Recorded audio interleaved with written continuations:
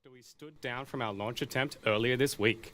Now, a ground system sensor triggered Electron's flight computer to safely halt the mission right on T0 for that last attempt.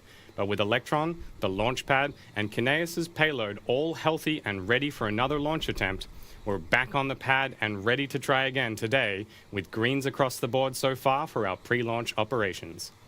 Coming up shortly will be the go, no-go poll run by our launch director to check with each of the operators that their system is prepared and ready to continue the countdown to liftoff. We have operators, as you can see, in our range control center and in our mission control center on your screen. The go, no-go poll is scheduled to start at T-minus 12 minutes, so only with a few seconds left on the clock. Let's listen in to the audio channels for the update.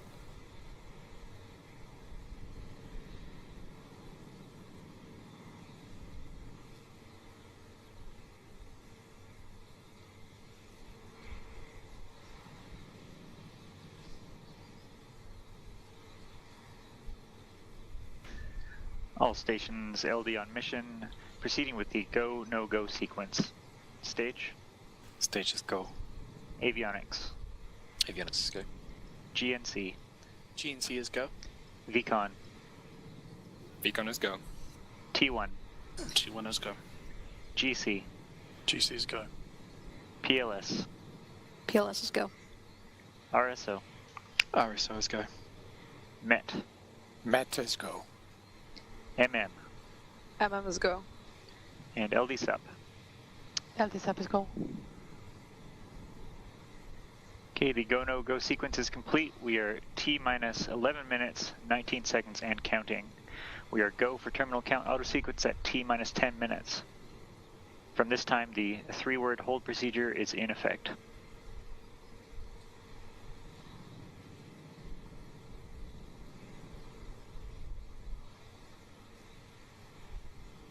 So good news there from today's launch operators. We're cleared to move forward with the final pre-launch operations. Today's mission requires an instantaneous launch for the satellites in order for them to be in the correct orbital parameters for the constellation they're joining. And that T0 is set for 2301 UTC, which is 11:01 a.m. local time for today's liftoff. In just 10 minutes and 35 seconds, Electron will be sending the Kineis the RadIoT Star mission to low Earth orbit for Kineis, an international space-based solutions provider to improve global Internet of Things connectivity. This is our 53rd Electron launch overall, but our second for Kineis this year, just 3 months after we launched them for the first time from Launch Complex 1. That mission launched our 50th Electron rocket, with the first 5 satellites of their new IoT constellation successfully deployed to their new home at 635 kilometers above Earth, just 66 minutes after liftoff. I'll be launching 5 missions overall with 5 satellites on board each time. And each launch is tailored specifically to Kineis' mission requirements. That includes instantaneous launch windows, like for today's mission, but also a precise payload deployment, first with a single satellite and then in pairs to build out the constellation exactly as Kineis needs it. Now let's hear more from the team at Kineis. Kineis is a French company based in Toulouse. We are a satellite operator and a global connectivity provider dedicated to the Internet of Things. Mountains, ocean, deserts. 85% of our planet has no network coverage. In 2020, we raised a large amount of 100 million euros to address this global issue. Today, we are following through and will deploy a constellation of 25 nanosatellites that will enable us to connect to a multitude of objects anywhere on the planet in near real time. We are convinced that this transmission of information made possible by satellite connectivity will enable us to respond to crucial challenges for mankind, its activities and its environment. On the environmental front, for example, Kineis connectivity can detect a fire outbreak in less than 15 minutes, thus considerably reducing the extent of the outbreak and reducing the loss of property and human life. The same goes for monitoring water levels to prevent flooding and use this dwindling resource. The applications are endless, whether for locating, monitoring, or alerting. Since the creation of Kineis in 2018, our teams have been working with this objective in mind. Our 25 nanosatellites that weigh only 28 kilograms are real technological gems. The retractable UHF antenna, for example, can hear a bird sing within a rock concert 650 kilometers from the Earth. We fitted them with thrusters to ensure they stay on track for their mission. Some even carry children's drawings. That's amazing. At the same time, we have deployed many ground stations worldwide and have a sovereign infrastructure to guarantee data transmission to our clients. Today, Rocket Lab is preparing to launch a new cluster of 5 satellites, marking yet another significant step forward in our mission. With 5 satellites already in orbit at 650 kilometers, each launch reinforces our ability to connect with the rest of the world and address the challenges essential for people, their activities, and their environments. We can't wait to take this next step.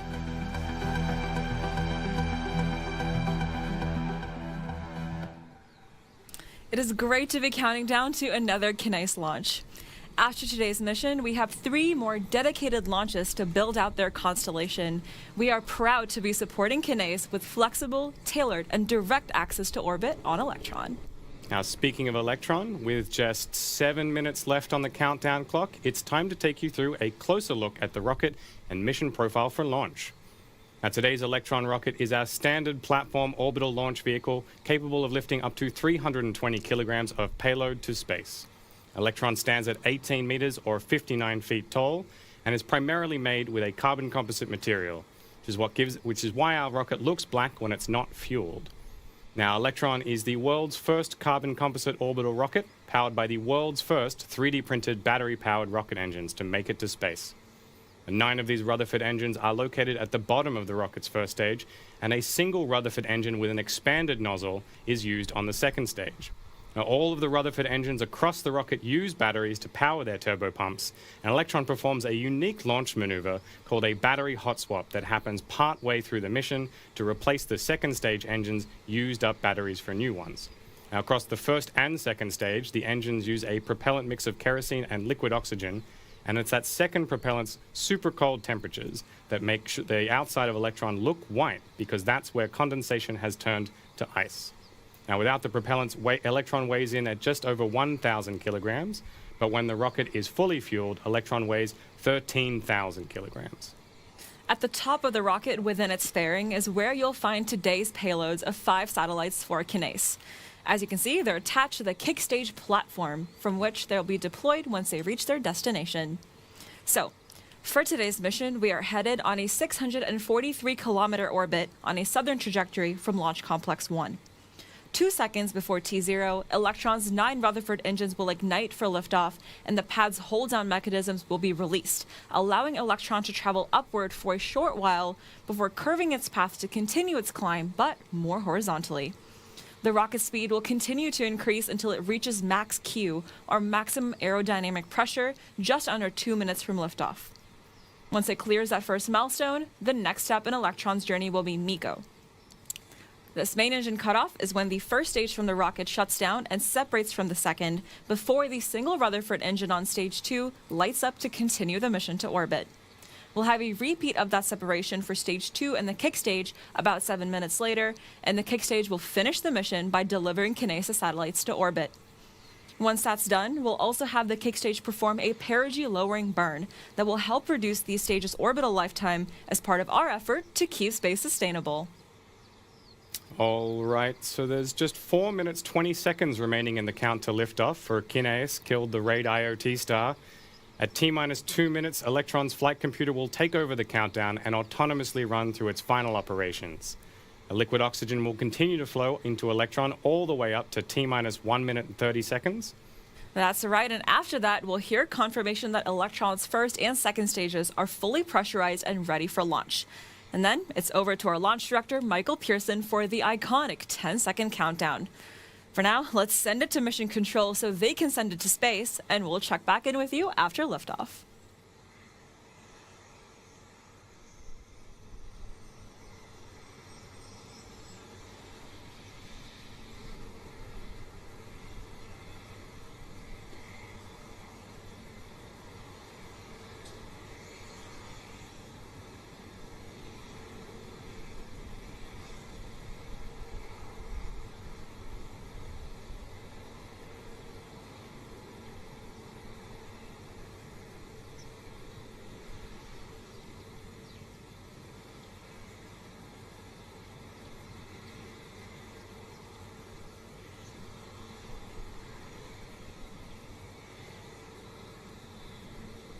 All stations LD on mission.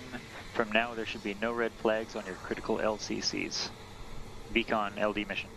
LD beacon. Please lock auto sequence and confirm. Auto sequence locked. Confirm all expected primary flight computer ASGOs are green. All ASCOs are green. Okay, we are go for auto sequence start at T-minus 2 minutes. LD is go for launch.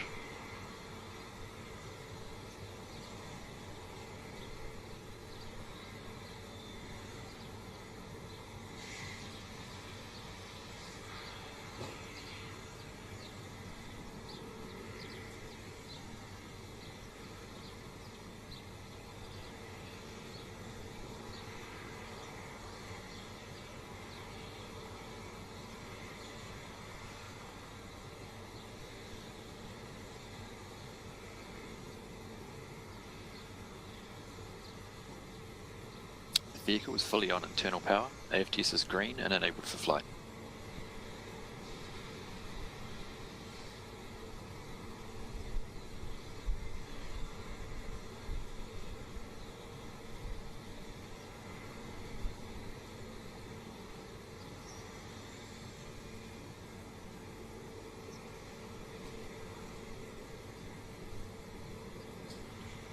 LOX load is complete. System is in recirculation.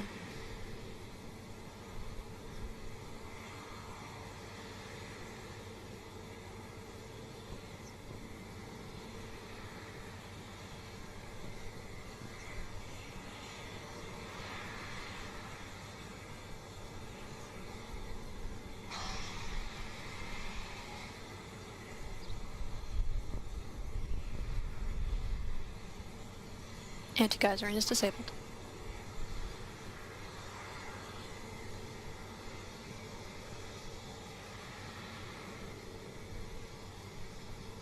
Stage 1 and Stage 2 tanks are pressed for flight. High flow engine purge enabled.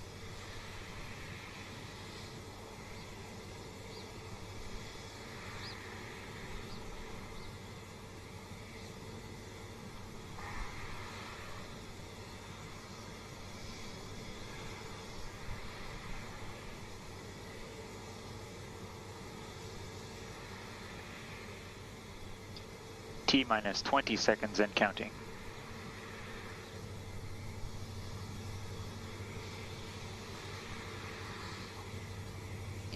Ten, 9, 8, 7, 6, 5, 4, 3, 2, 1. Liftoff.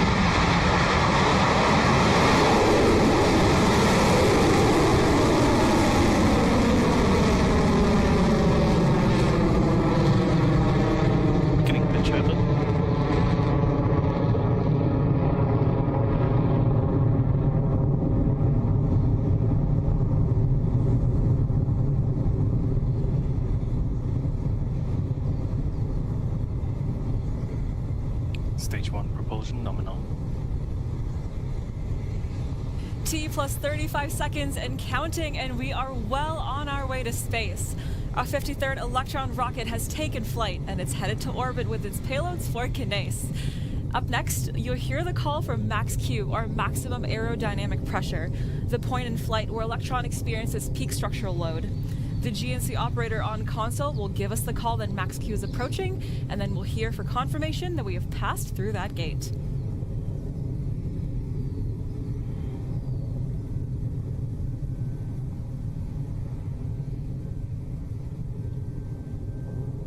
HVB discharge is nominal. Cleared max Q. And there we have it. Confirmation Electron has passed through max Q. We are now at 19 kilometers altitude and traveling over 2,700 kilometers an hour.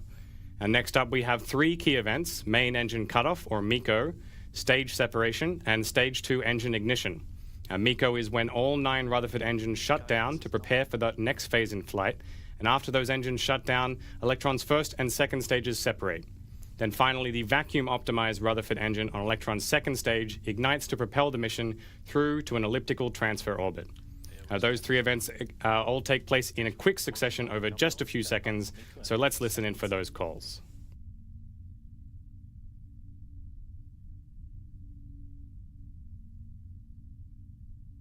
"15 seconds to staging.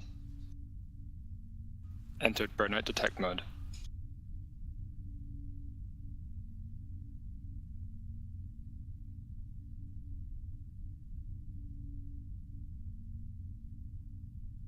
MECO confirmed.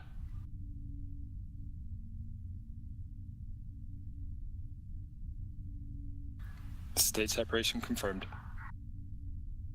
Stage 2 ignition confirmed.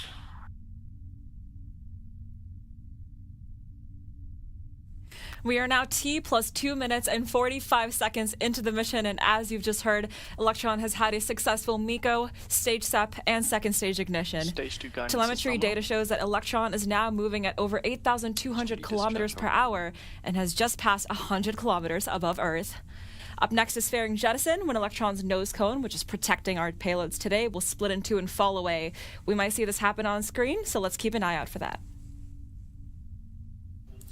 Fairing jettison succeeded. And that was the call out for fairing jettison from Mission Control, exposing the payload to space ahead of deployment. Stage 2 Electron is proposing traveling at over 8,500 kilometers an hour at an altitude of 125 kilometers, with just a few minutes remaining in the second stage burn.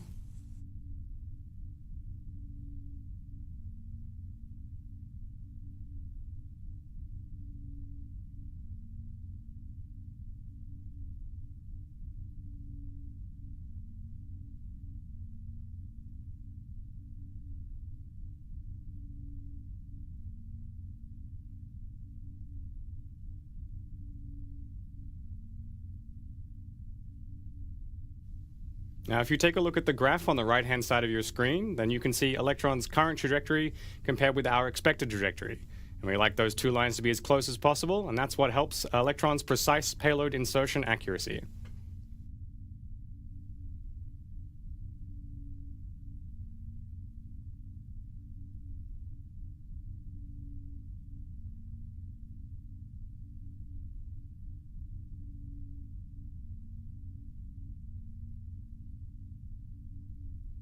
HV discharge nominal.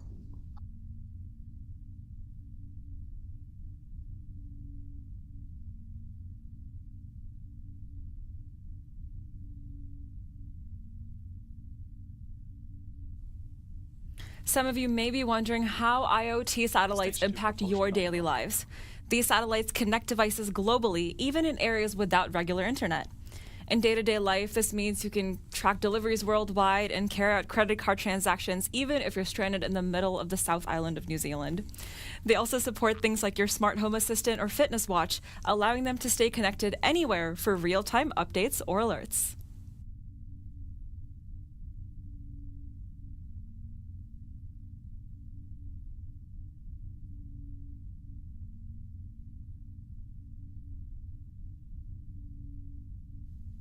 Now, one of the things that sets Electron apart from many other rocket designs is the use of electric pumps in the Rutherford engines. And those pumps Guidance are powered is by nominal, batteries, 200 which seconds deplete in remaining. power throughout the flight. Once we use up all the available energy in one set, we'll switch to a fresh battery to complete the mission all the way through to orbit. And that maneuver is referred to as the battery hot swap. Now, after the first set is depleted, Electron won't need those batteries for the remainder of the journey, so we jettison the depleted batteries to save mass in the final stages of flight. That's coming up soon, so keep an eye on your screen and see if you can see the shiny silver batteries eject and fall away. HV discharge nominal, approaching hot swap.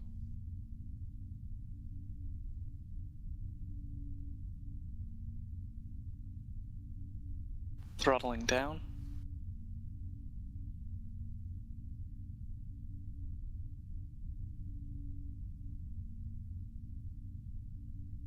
Battery jettison confirmed. And that was the call for battery hot swap on the second stage, confirmed as successful by Mission Hot swap Control across successful. the nets. Up next is the final stage of Stage 2 flight, including SECO, or second engine cutoff, followed by kick stage separation. This is where the kick stage, carrying the 5 Kineis satellites, separates from Electron's second stage. That final engine cutoff is coming up just shy of 9 minutes, so only about 3.5 minutes to go.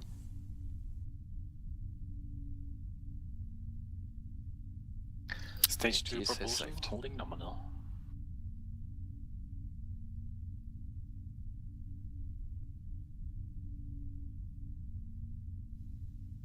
Now, electric pumps on Rutherford offer other advantages other than just a simplification of design. Now, these groundbreaking pumps can run the tanks all the way dry, allowing the second stage to squeeze every last bit of performance out of it during flight. And those pumps on Electron's second stage are currently powering us at speeds of over 19,000 kilometers an hour.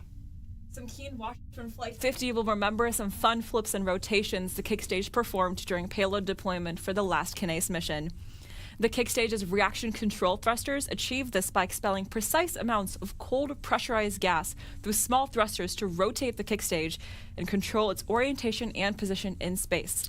It's this system that's responsible for our industry-leading deployment precision.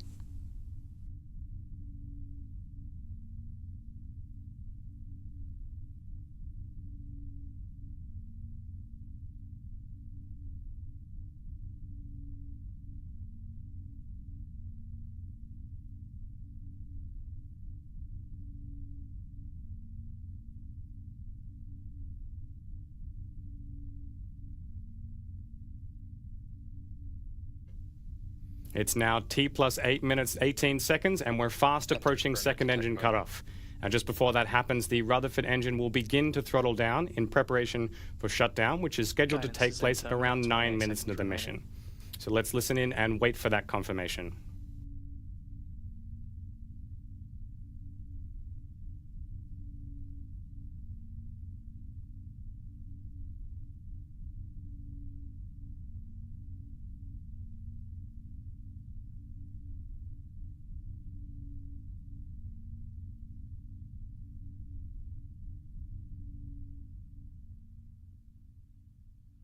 Seco confirmed.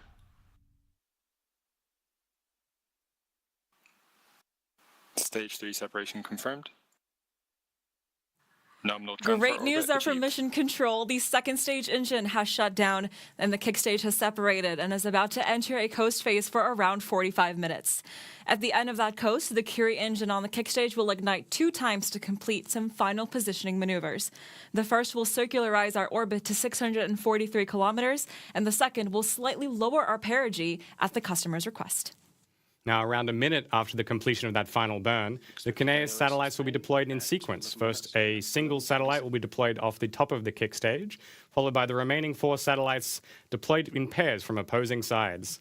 Now, payload deployment is scheduled to take place just 55 minutes from now, so we're going to take a short break while the kick stage coasts around to the opposite side of the planet. We'll see you back here soon.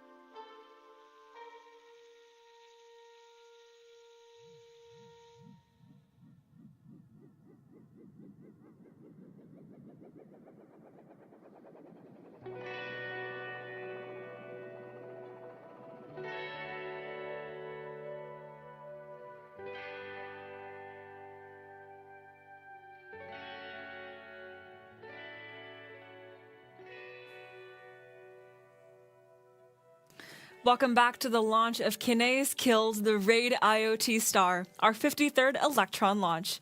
Just over an hour ago, Electron lifted off from Pad A at Launch Complex 1 in New Zealand, carrying 5 satellites for French IoT company Kineis. The satellites are now just minutes away from being deployed to their final positions in space. The Kickstage's Curie engine is performing 2 burns today, and while we were on our break, we've already had our first ignition and cutoff. This Curie burn lasted about 2.5 minutes to round out our orbit from its 643-kilometer apogee. We've mentioned Curie a few times this launch, and we've talked about our small but mighty engine prior to liftoff. But just how small is it? Well, check it out here. Now, named after physicist Marie Curie, this extremely small engine is capable of some very big maneuvers. We've flown this engine on all but our first mission, and it allows us to raise and lower our orbits, perform plane changes on orbit, and it's responsible for our pinpoint payload deployment accuracy. Now, this version we have here is the Curie Mark III, and it's not just used on Electron's kick stage. This engine is used on a lot of our spacecraft missions as well. The Mark III engine used here is in the satellites that we're building for Varda's in-space pharmaceutical manufacturing, and we flew a variant of this engine to the moon back in 2022 as part of the Capstone mission for NASA. With only a few more milestones left in this mission, the second Curie burn comes next, lasting just 8 seconds. This is a slight orbit adjustment specific to our customer's mission before the deployment sequence begins. The satellites will deploy approximately 45 seconds apart, starting with the forwardmost satellite.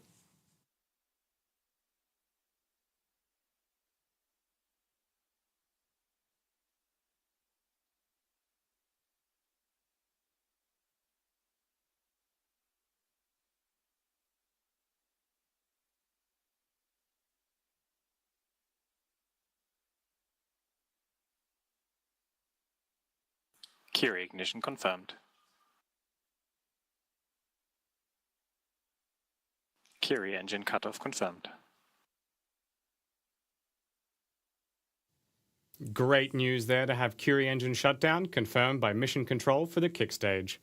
Now up next is our last mission milestone, the payload deployment for the next 5 satellites for Kineis' constellation. Each Kineis satellite is a 16U platform weighing about 30 kilograms or 66 pounds. As we've mentioned already, the 5 satellites currently attached to the kick stage will be deployed in a particular order. We'll first deploy the top spacecraft as the first event, and then we deploy the next 2 satellites that are attached opposite to one another on the payload structure. And finally, we'll do the same thing again with the last 2 spacecraft. Between deployments, the kick stage does some neat gymnastics thanks to our reaction control thrusters, so keep an eye over on the animation for that, and over now to mission Nominal control. final orbit.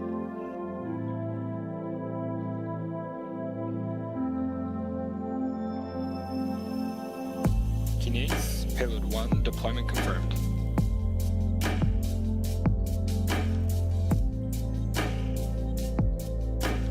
And there it is, deployment of Kineis 1, the first satellite on this mission, is now on orbit. Our reaction control system, or RCS, will expel some cold gas to change our orientation so we can deploy the next 2 exactly where they need to be. That'll be Kineis 2 and 4, followed by Kineis 3 and 5.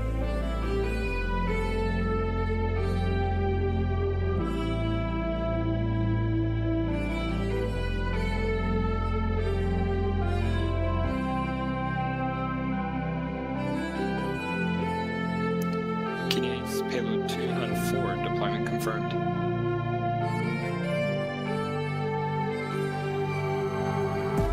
Stellar news there from Mission Control. Kineis 2 and 4 have been deployed and are now on orbit. Now one more Olympic level flip for the kick stage and then final deployment for this mission. Kineis satellites 3 and 5 up next.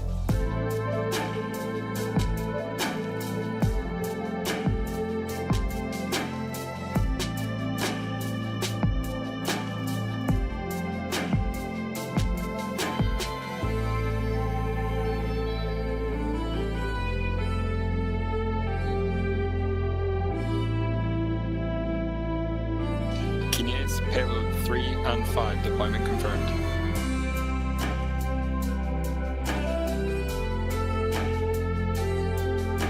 And there we have it. The final two Kineis satellites, 3 and 5, are now deployed. Mission success for Kineis kills the RadIoT star. Welcome back to orbit for our customers. Electron has added another 5 satellites to space for the Kineis constellation. We have another 15 satellites to go across 3 more Electron missions to complete the build-out of Kineis' constellation, and we cannot wait. And we'll be back again in no time with the next Electron on the pad, so stay tuned to our social media channels for mission updates on the next launch. For now, though, we'll wrap up today's broadcast and see you back here soon. Thanks for joining us. This is Rocket Lab Mission Control, signing off.